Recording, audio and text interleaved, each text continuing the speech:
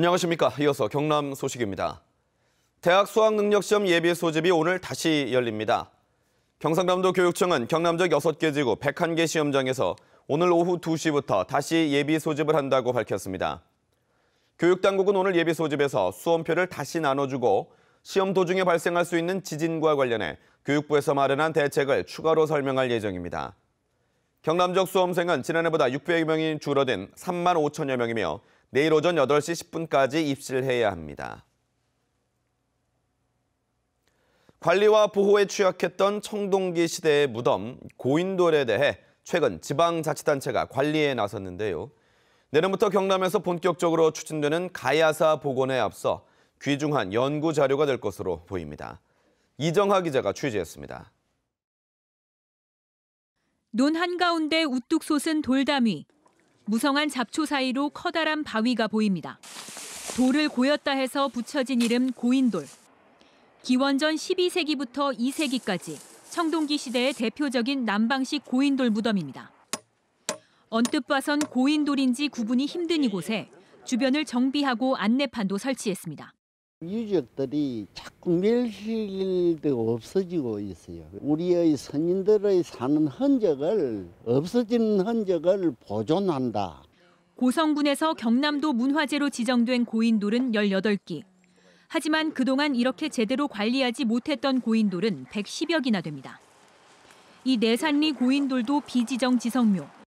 400여 미터 떨어진 곳에 고분 65기가 늘어선 소가야의 땅, 고성 내산리 고분군이 함께 있습니다. 청동기 시대의 문화인 그 고인돌을 조사하면서 내년에 그 소가야 복원에 앞선 실마리를 찾을 수 있지 않을까? 본격적인 가야사 복원 사업을 앞두고 가야사 이전 시대인 청동기 유적 발굴은 경남의 가야사 연구의 첫걸음이 될 것으로 보입니다. KBS 뉴스 이정아입니다.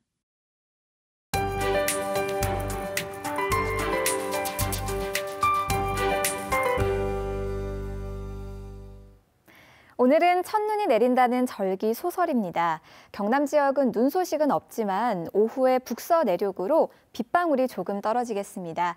오늘 추위는 주춤합니다. 아침 기온과 낮 기온 모두 평년과 비슷하겠습니다.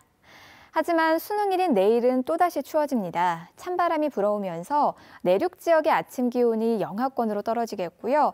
낮에도 10도 안팎에 그쳐 종일 쌀쌀하겠습니다.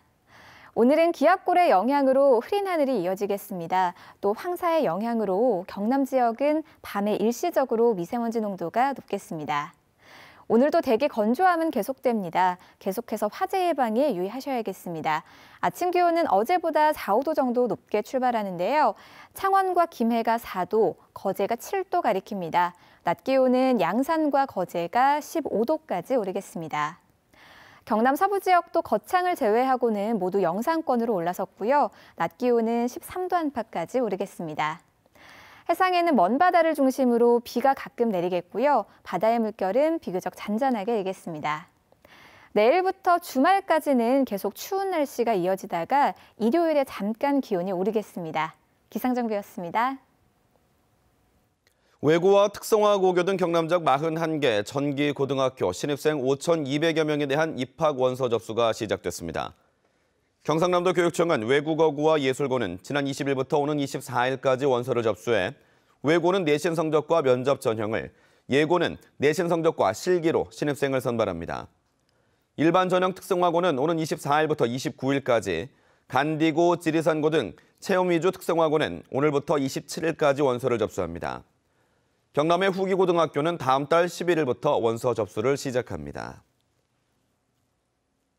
환율이 1년 2개월 만에 달러당 1,100원 선 아래로 내려가 경남적 수출기업들의 어려움이 예상됩니다. 수출기업들은 비싸진 원화로 해외에 내다 파는 상품 가격이 올라 매출과 영업이익 감소가 우려되는데 환율이 추가 하락할 것이라는 전망까지 나오고 있습니다.